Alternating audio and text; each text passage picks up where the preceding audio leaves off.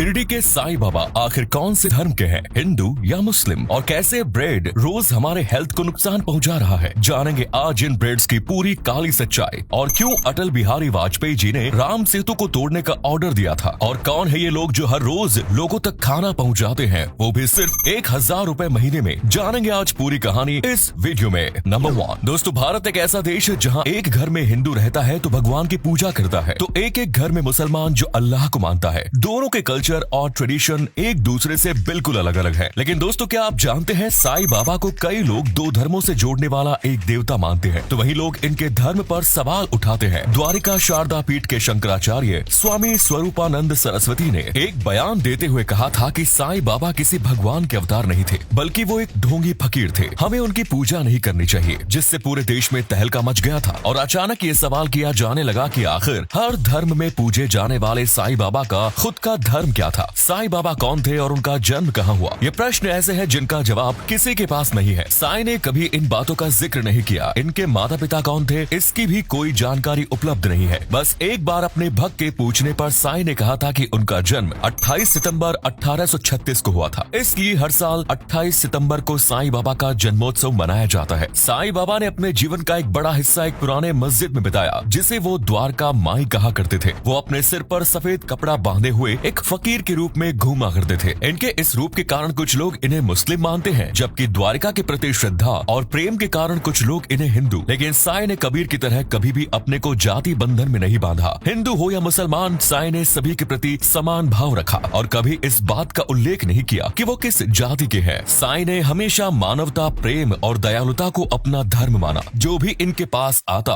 वो उसके प्रति बिना किसी भेदभाव के उस पर कृपा करते। साईं के इसी व्यवहार ने उन्हें शिरडी का साईं बाबा और भक्तों का भगवान बना दिया। नंबर 2, आपने आज नाश्ते में क्या खाया, ब्रेड बटर या फिर रोटी? दोस्तों, दिन का सबसे पहला मील यानी ब्रेकफास्ट सबसे ज्यादा हेल्दी होना चाहिए। हम नाश्ते में जो खाते हैं उसका सीधा असर हमारी हेल्थ पर पड़ता है। दोस्तों, ज्यादातर लोगों का मानना है कि ब्रेड घर पे बने हुए रोटी का एक रिप्लेसमेंट है, लेकिन देखा जाए तो ये बात बिल्कुल नहीं है। आप चाहे तो अपने ब्रेड पैकेट के पीछे लिखे इंग्रेडिएंट्स को पढ़ के देख लीजिए। आपके घर में जो ब्रेड आता है उसे बनाने के लिए मैदे का इस्तेमाल किया जाता है। ये मैदा कभी कभी खाने से तो कोई नुकसान नहीं, लेकिन अगर इस मैदे को रेगुलर बेसिस पे खाया जाए तो आपको लेवल 2 का डायबिटीज हो सकता है। दोस्तों, पहले जो ब्रेड बनाया जाता था उसमें आटा, नमक और यीस्ट का इस्तेमाल किया जाता था, जो कि बिल्कुल नेचुरल होता था, और इस ब्रेड को खाने से हमारी हेल्थ को कोई नुकसान भी नहीं हुआ करता था। लेकिन धीरे धीरे टाइम बचाने के लिए आटे, नमक और यीस्ट जैसी नेचुरल चीजों की जगह ब्रेड बनाने में अब मैदा, एमल्सिफायर और बेकिंग सोडा जैसी आर्टिफिशियल चीजों का इस्तेमाल किया जाने लगा है, जिससे कंपनियों का टाइम तो बचा, लेकिन कंज्यूमर्स के हेल्थ से खिलवाड़ होने लगा। यानी कि अगर आप रोटी की जगह रोज ब्रेड खाते हैं तो आगे चलकर ये आपकी हेल्थ के लिए काफी खतरनाक साबित हो सकता है। नंबर 3, इंडिया और श्रीलंका को जोड़ने वाला ब्रिज,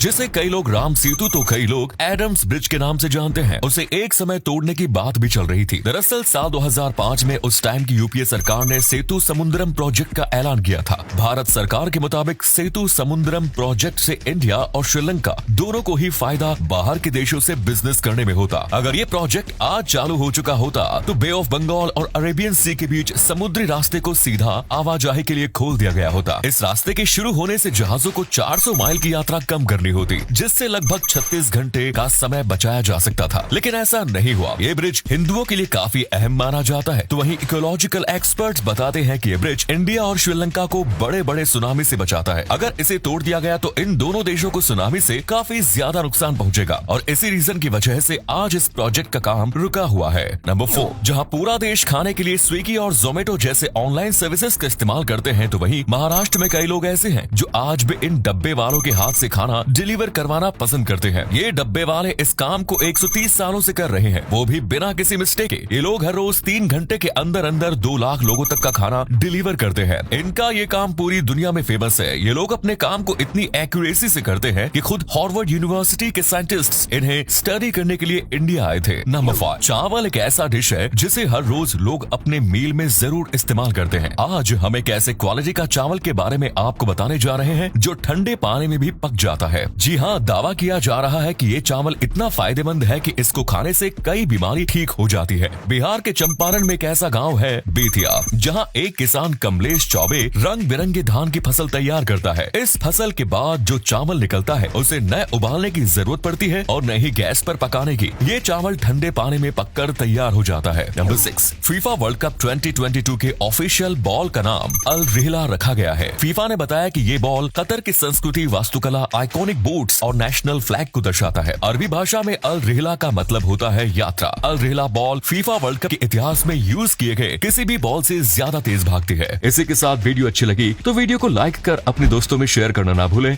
धन्यवाद।